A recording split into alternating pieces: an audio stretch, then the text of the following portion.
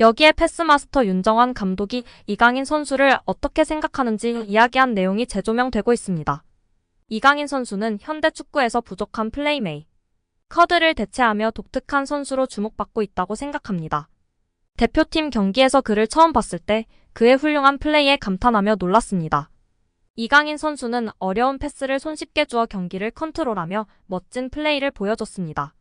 패스를 통해 득점 기회를 만들고 그의 패스에는 강력한 임팩트가 있다고 생각합니다. 현대 축구에서는 생각하고 일단 보고 판단하는 시간이 축구에서 매우 길어지면 경기에서의 기회를 놓칠 수 있기 때문에 기술 향상을 위해 많은 노력과 경험이 필요합니다. 현대 축구는 빌드업을 중요시하여 매우 안정적인 축구를 하기 때문에 도전적인 플레이를 제한할 수 있는 경향이 있습니다. 하지만 패스를 통해 공간을 활용하면 공격 기회를 창출할 수 있고 그런 패스를 잘하도록 훈련하는 것이 중요한데요. 이러한 부분들을 이강인 선수는 완전히 마스터하고 있고 다른 선수들보다 월등하기 때문에 돋보이는 것 같습니다. 패스는 공간에 넣어줄지 발밑에 줄지 계산하여 판단하는데 뛰는 선수에게 발밑에 패스하는 것이 어렵고 복잡합니다. 파악과 계산을 통해 개개인의 선수 특성에 맞게 패스를 해야 하는 것이 훌륭한 패스라고 생각합니다. 패스를 넣는 선수는 상대 수비 위치 파악과 패스 가능성을 고려해서 해야 하기 때문에 상당히 퀄리티 기술적인 선수라고 봐야 해요. 이러한 패스를 하는 이강인 선수는 정말 대단한 선수로 존중해야 합니다. 특히 압박이 강력한 상황에서도 자신의 플레이와 압박에 능숙하게 대처하는 뛰어난 실력을 보여주었는데 정말 놀라웠습니다. 압도적이었습니다. 앞으로는 이강인 선수를 중심으로 한국 대표팀이 재편될 가능성이 많을 것 같습니다. 이강인 선수가 어린 시절에도 훌륭했지만 최근 몇 년 사이 폭풍적으로 성장한 것으로 피나는 노력을 했기 때문이라고 생각합니다. 어릴 때부터 독특한 재능을 갖고 있었지만 지금의 실력은 노력 덕분에 달성한 거라 생각되어집니다.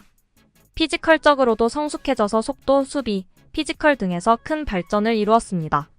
체력 향상을 위해 웨이트 트레이닝도 하며 몸에 힘이 붙어 가속력과 스피드가 향상되었습니다. 이제 스피드뿐만 아니라 힘과 게임 감각도 향상되어 뛸 수 있는 힘이 생겼습니다. 하지만 가장 중요한 것은 지속적으로 경기를 뛰면서 경기 감각과 실전 경험을 통한 기술적, 정신적, 경험적 성숙이 필요합니다. 등의 발언을 하며 이강인 선수에 대한 자신의 생각과 평가를 전했는데요. 이에 많은 팬들이 공감하며 지지를 보내고 있는 상황입니다. 정말 우리 이강인 선수는 현대 축구에서의 독특한 플레이로 차별화되어 있다는 생각입니다. 그의 패스 타이밍과 패스 궤적, 선택 등이 정말 번뜩이고 뛰어나다고 느끼고 있습니다.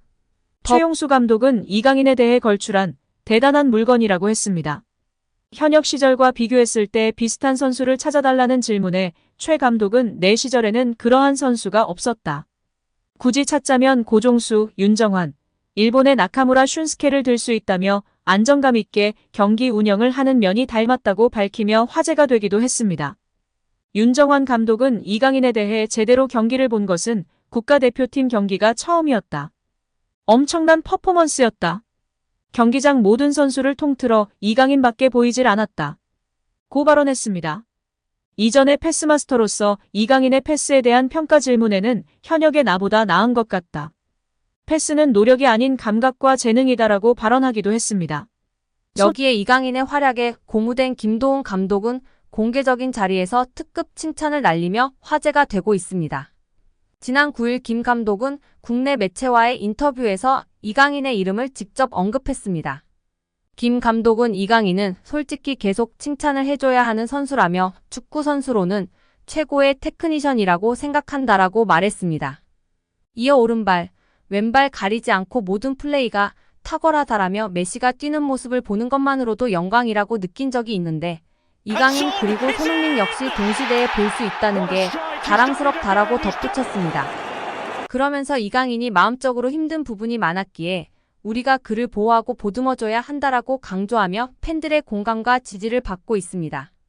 여기에 최근 볼만찬 기자들 유튜브 채널에서 한국 축구의 레전드 고정훈 김포 감독님의 극찬이 화제가 되고 있습니다. 손흥민 선수는 말할 것도 없이 최고다. 프리미어리그에서 그렇게 활약하고 득점왕을 한다는 것은 정말 믿을 수 없는 일이다. 그리고 요즘 눈에 띄는 선수가 이강인이다. 작년까지만 해도 저 피지컬로 과연 유럽에서 살아남을 수 있을까라는 생각이 강했던 선수였다. 올해 그의 퍼포먼스를 보면서 완전히 생각이 바뀌었다. 정말 최고다. 기술이 최고인 것은 물론 눈빛이 다르다. 악발이 근성이 있다. 기질이 승부욕이 장난이 아니다. 저런 모습을 특히 배우라고 선수들에게도 이야기하고 있다. 기술이 최고인 것뿐 아니라 악발이 근성으로 뛰는 모습이 있기 때문에 어린 시절부터 그런 모습이 보였었다. 그러니 살아남는 것이고 최고가 되는 것이다. 앞으로도 더 좋은 모습을 보여줄 이강인 선수이다. 라며 극찬했습니다. 옆에 있던 축구 전문 기자들도 레알과의 경기에서도 주눅들지 않고 자신의 퍼포먼스를 보여주고 라모스에게도 강하게 태클하는 등 승부욕과 감독님이 말한 근성, 기질이 보였던 것이 정말 대단한 것 같다. 레전드분들이 다들 이강인을 언급하고 극찬하고 있다며 동조하였습니다. 정몽규 대한축구협회장이 자신의 자서전에서 지난 업적에 대해 10점 만점에 8점이라고 자평하며 충격에 빠지고 있는 축구계입니다.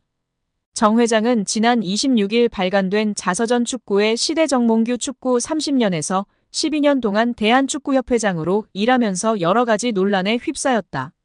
잘못된 판단에 대한 질책도 있었고 오해에서 비롯된 공격도 있었다며 때로는 아프게 반성한 적도 있었고 간혹은 악의에 찬 왜곡에 서운한 적도 있었다고 밝혔습니다. 정 회장은 축구협회장에게 필요한 덕목은 높은 수준의 역량과 도덕성 외 인내심과 참을성이라며 월드컵이나 아시안컵 등 주요 대회에서 대표팀이 부진하면 온 국민의 원성을 들어야 하기 때문이라고 토로했습니다. 그는 어느 종목도 국가대표팀 성적이 나쁘다고 회장 퇴진을 요구하지는 않는다며 이럴 때마다 축구협회장이나 국가대표팀 감독은 국민욕바지가 아닌가 하는 생각이 든다고 호소했습니다. 정 회장은 지난해 3월 축협이 승부조작 축구인에 대한 사면을 발표했다가 사흘 만에 번복한 사면 파동에 대해서도 설명했습니다. 정 회장은 카타르 월드컵에서 16강 진출에 성공한 뒤 한국 축구를 위해서 새로운 전기를 만들고 싶었다며 과거의 잘못으로 징계받았던 축구인들 가운데 충분히 벌을 받은 이들에게 한국 축구의 미래를 위해 동참하고 봉사할 기회를 주면 좋겠다는 의견들이 있었다고 말했습니다. 이어 협회의 사면 결정에 대해서 팬들과 언론이 강하게 반대했다. 반대의 강도는 상상하기 힘들 정도로 셌다며 용서하지 못하는 자는 사랑도 못한다고 지적했습니다. 그러면서 요즘은 아이돌도 학창시절의 학원폭력 논란으로 퇴출되는 세상이다며 나는 승부조작 사태를 직접 겪었기에 이때의 구체적 정황을 자세히 알고 있는 사람 가운데 한 명이라고 할 수 있다. 외부에 알려지지 않았던 내막도 알 만큼 알고 있다.